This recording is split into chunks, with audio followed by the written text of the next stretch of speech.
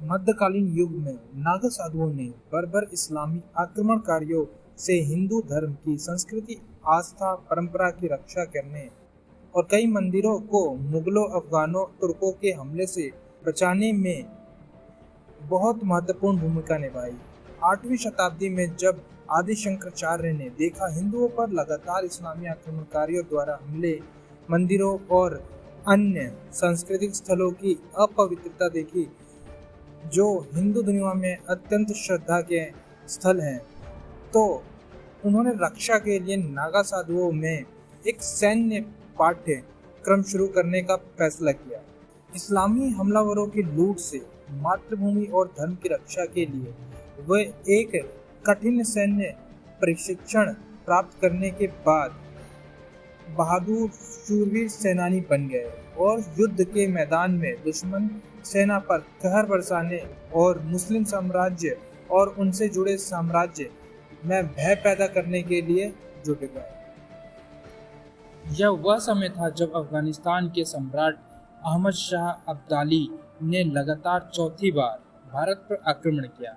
उस समय मुगल बहुत कमजोर थे और भारत के उत्तरी भाग में इस्लामी आक्रमणकारियों को चुनौती देने के लिए कोई अन्य हिंदू शक्ति नहीं थी। इसलिए अफगानों ने इसका फायदा उठाया और स्थिति और मुगल राजा आलमगीर के साथ एक अपमानजनक संधि की, जिसमें उन्होंने मुगलों से दिल्ली लूटने की अनुमति मिली और जनवरी 1757 में उन्होंने दिल्ली को लूट लिया, मंदिरों को नष्ट कर दिया, लेकिन वह फिर भी लूट से मिले इनाम से संतुष्ट नहीं।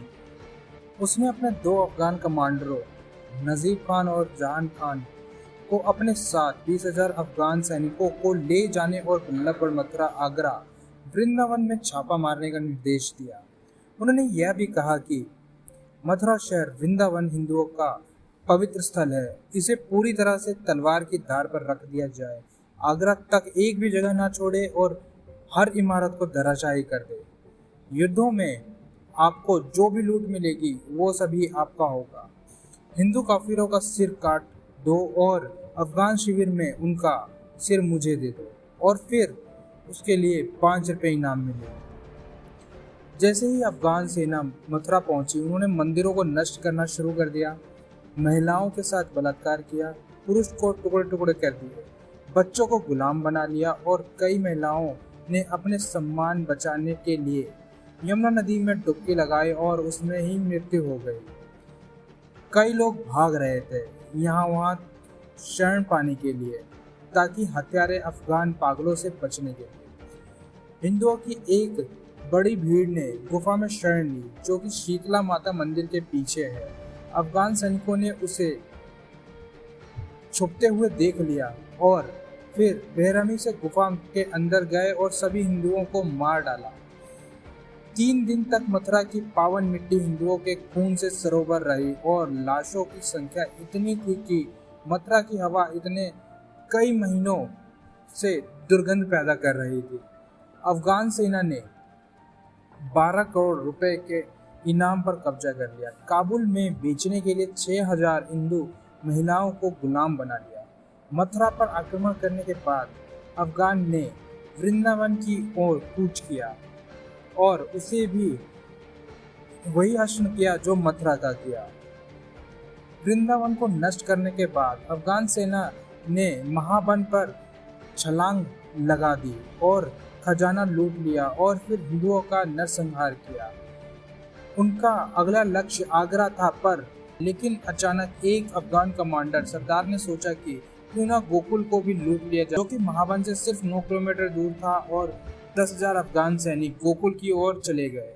वहां पर उन्हें 4,000 नागा साधुओं का उन्होंने देखा कि वहां पर 4,000 नागा साधु लोग खड़े थे। जब नागा साधुओं ने हिंदुओं पर अफगानों की दुर्दशा के बारे में सुना, तो हरिद्वार, उज्जैन और हिंदुओं के पवित्र शहरों से 10,000 नागा साधुओं ने गोकुल में इकट्ठा होना शुरू कर दिया। अफगान सेना और नागा साधुओं ने लड़ाई शुरू कर दी, युद्ध शुरू कर दी। पहले अफगानों ने अनुमान लगाया कि नागा लंबे समय तक उनका मुकाबला नहीं कर पाएंगे, लेकिन जल्द ही वे गलत साबित हो गए।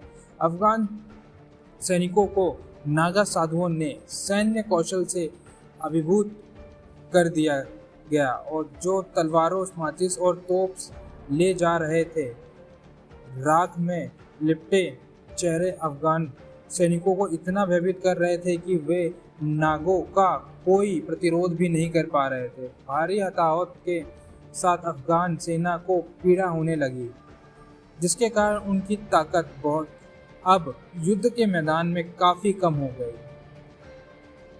इसने अब्दाली को इतना क्रोधित कर दिया कि उसने युद्ध में अधिक सेना को फेंक दिया और इसका कोई फायदा नहीं हुआ। अफगान सैनिकों के शव के ढेर हो गए थे। अफगान नैतिकता खो रहे थे।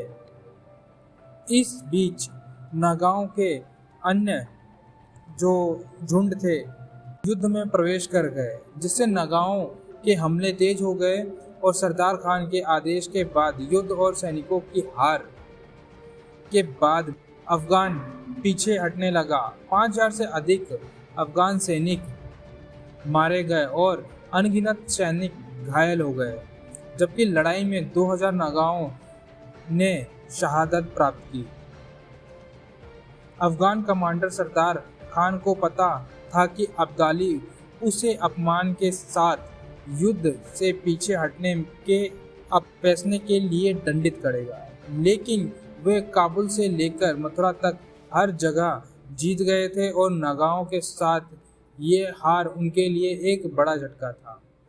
उसने जुगल किशोर को रिश्वत दी, जिससे अब्दाली ने युद्ध के पकड़े गए खजानों का निरीक्षण करने के लिए नियुक्त किया था।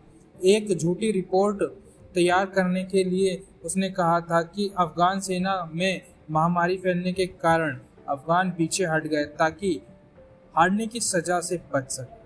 गोकुल में बिना किसी इनाम के युद्ध लड़ना पड़ा अफगानियों को। नागा साधु इस प्रकार गोकुल को अफगानों के अत्याचार से बचाने में सक्षम थे और कई हिंदू मंदिरों को अफगान से बचाया गया था।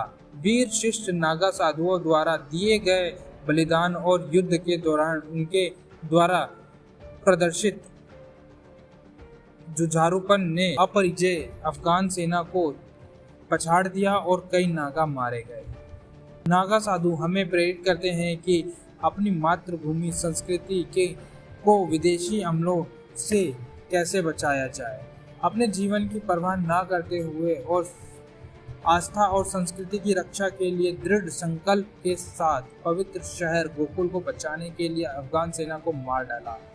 दुनिया की भौतिकवादी इच्छाओं के प्रति उदासीन और वीरता से भरपूर नागा साधुओं का इतिहास और लंबी परंपरा ऐसी ही है। अपने शिष्यों के तंतु और आत्माओं का परीक्षण करने का परमेश्वर का तरीका है। अपनी संस्कृति के लिए निस्वार्थता और प्रेम से जो रक्षा किया, उनके लिए दिल में हमेशा जगह बनी रही।